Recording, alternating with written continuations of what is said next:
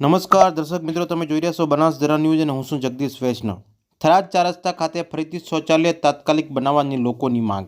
સ્થાનિક લોકોએ જણાવ્યું હતું કે મુસાફરો માટે 4 રસ્તા બસની રાહ જોતા ઊભા હોય ત્યારે શૌચાલય વિના અગવડતા પડે છે।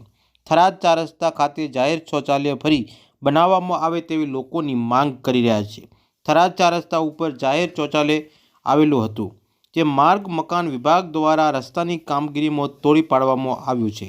તેથી ત્યાં લોકોને જરૂરિયાત હોય 4 રસ્તા ખાતે શૌચાલય ફરી બનાવવામાં આવે તેવી લોકો માંગ કરી રહ્યા છે। બ્યુરો રિપોર્ટ, બનાસ જરા ન્યૂઝ, બરકત રાઠોડ, થરાદ। નમસ્કાર। નગરપાલિકાને એક વિનંતી કરવામાં આવે છે કે થરાદ 4 રસ્તા ઉપર જે જાહેર શૌચાલય હતું, જે રોડ કામગીરી માટે તોડી પાડવામાં આવેલું છે અને અત્યારે થરાદ 4 રસ્તા એક ભીડભાડવાળો એરિયા કહેવાતો હોય અને બહુ માણસો મતલબ એક સેન્ટરના વિસ્તારમાં કે જ્યાં બસની અને બીજા કોઈ કામગીરી માટે ઊભા હોય છે અને બસની એક મોટું સેન્ટર જે ઊભો રહેવા માટે 4 રસ્તાની જગ્યા કહેવાય છે, તો ત્યાં આગળ એક શૌચાલય બનાવો કે જેથી કોઈ બહેન દીકરી કે કોઈ બીજા અન્ય પબ્લિકને તકલીફ ના પડે એમ। બસ અમે થરાદના એક સ્થાનિક નાગરિક તરીકે એક વાત કરવા માંગીએ છીએ નગરપાલિકાને કે અહીંયા ચોકડી ઉપર જે જાહેર શૌચાલય હતું એ પીડબ્લ્યુડીવાળા રોડના કામમાં તોડી નાખેલું છે।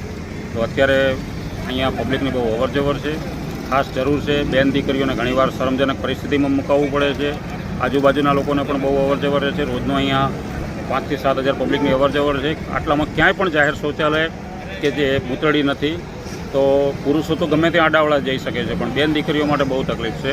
તો આ એક વિચારવા જેવી વસ્તુ છે।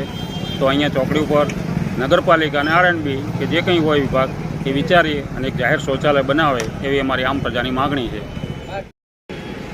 જે થરાદ ખાતે જે વર્ષો જૂનું આવેલું શૌચાલય હતું એ આરએનબી દ્વારા તોડી પાડવામાં આવેલું છે રોડના કામ માટે। તો એ શૌચાલય તોડી પાડવાના ભાવના લીધે અત્યારે ખૂબ જ તકલીફો પડી રહી છે, જે 6 થી 7 હજાર પબ્લિકને ડેલી ડેલી અવરજવર રહે છે। સ્થાનિક વેપારીઓને પણ ત્યાં પણ ખૂબ જ તકલીફો પડી રહી છે। તો આ મોટેડીનું કામ અને શૌચાલયનું કામ તાત્કાલિક અત્યારે જે ચાલુ થાય એવી આમ જનતાની લોક માગણી છે।